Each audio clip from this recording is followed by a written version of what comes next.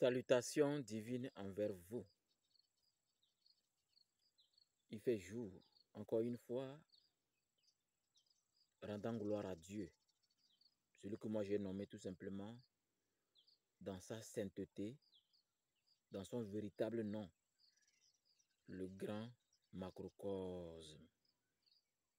C'est-à-dire, en un langage simple, une calebasse circulaire, mais une calebasse originelle, une calebasse encore sur un arbre. On n'a pas encore cueilli afin de diviser pour que ça en soit une calebasse. Parce que le contexte africain, le contexte de nos ancêtres, Dieu n'est pas caché quelque part, mais il est un contenant. Le ciel, la terre, les créatures et le Créateur font un. Voilà pourquoi on parle de macrocosme. Dans nos rituels, dans nos prières, le terme le plus sacré utilisé n'est pas Dieu, non. C'est plutôt macrocosme. Voici une manière de tenir un langage correct afin d'avoir une journée extraordinaire. Évitez de jurer au nom de Dieu, au nom de Allah. Voilà pourquoi ce terme Dieu et Allah est devenu comme une pourriture. C'est-à-dire dans votre mental, quoi. Une pourriture. C'est comme quelqu'un qui dit, je te jure, c'est la vérité. Mais dans votre conscience, c'est vraiment la vérité. Hein. Mais comme vous mentez déjà d'habitude trop, vous jurez pour ça, votre subconscient dit non, tu mens, tu mens, tu mens. Donc il y a une dissonance cognitive. Du coup, vous n'êtes pas sincère quand vous parlez. Et du coup, votre aura ne donne pas une teinture de grandeur. Voilà pourquoi, pour avoir des résultats, il faudrait être d'abord dans les résolutions. Retournez à l'originel. Trouvez le nom qui correspond à Eso, Mao, Unumbote, Unumbor. Il n'y a que comme ça. Mais restez dans ce contexte de Allah et Dieu. Vous allez déranger votre subconscient et votre aura dans la vie active. Vous voulez vivre dans quelque chose qui est une puissance éternelle. Une puissance éternelle dans laquelle on sent vraiment que vous êtes un homme de valeur. Alors vous allez vous rendre compte que les muscles ne démontrent pas la vérité.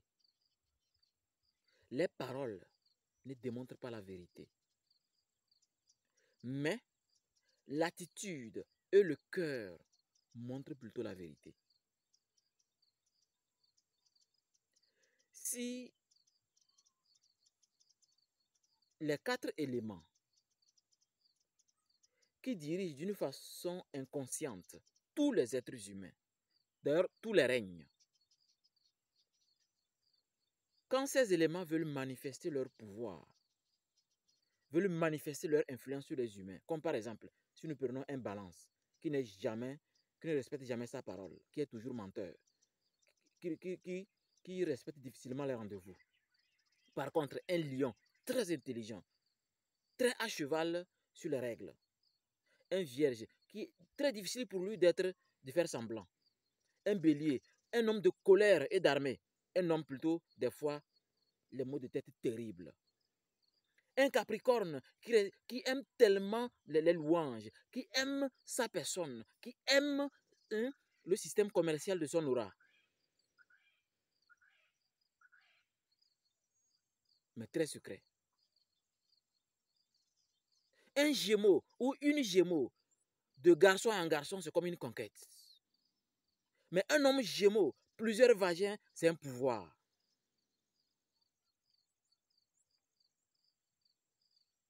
Poisson, l'incommensurable sainteté de noyade. Oui, le poisson est un élément. Même eux, ils devaient être même des pasteurs, les poissons. Parce qu'ils sont capables de noyer les démons. S'ils n'arrivent pas à noyer les démons, alors c'est les démons qui vont les noyer dans l'alcool, dans le vagin. Même la plupart des scorpions, 99%, sont toujours séparés. Et si scorpion et scorpion sont ensemble, un doit mourir. C'est à observer. Hein. Ce n'est pas une science infuse. Mais chez nous, on a dit 99%, selon les entrevues en cabinet. Je crois que nous devrions revenir à la source de nos ancêtres. Utiliser ce que nos ancêtres nous ont laissé, mais utiliser le secret des pyramides, des pharaons, comme une puissance terrible occulte, des confréries secrètes, des confréries autour de laquelle nous sommes des lions dans la forêt. Les lions ne se mangent pas entre eux, rappelez-vous. Ils font de leur cercle quelque chose que seul le temps peut altérer. Rappelez-vous de ça. Juste pour vous dire que ça me ferait plaisir de vous recevoir comme un maqueiro, rejoindre l'école spirituelle Ambiam et de partager des connaissances occultes et hermétiques. Bon début de semaine dans les bénédictions divines. Comme disait mon mentor hier dans l'astral, lors de notre voyage astral, quand on dit Otep, Otep, Otep, Akepsut, Nacham Soho, beaucoup n'ont pas encore compris ce terme, mais ce sont des formules magiques du pharaon Imhotep et Hatshepsut. On ne peut pas trop vous les décrire, mais sachez que c'est comme dire Saint, Saint, Saint est le Seigneur des armées, le Créateur du ciel et de la terre, le Maître de l'univers.